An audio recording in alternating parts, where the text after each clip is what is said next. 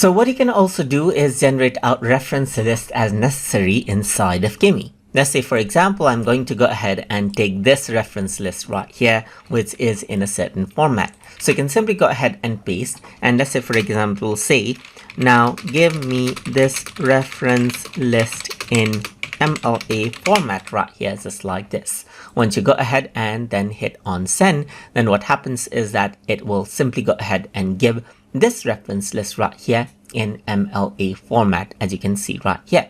So now I'm simply going to go ahead and say this. Now give it to me in APA format right here.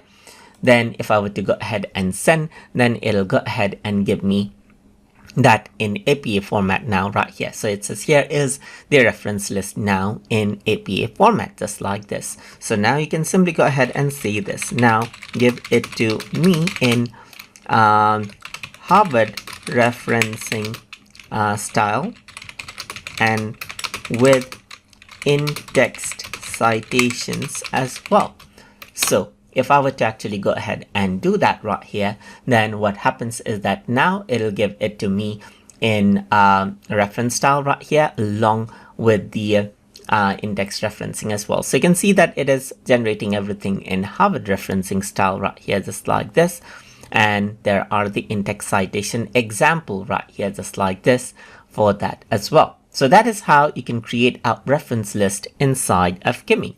So I hope you guys learned something as always. As always, please like, comment, share, and subscribe.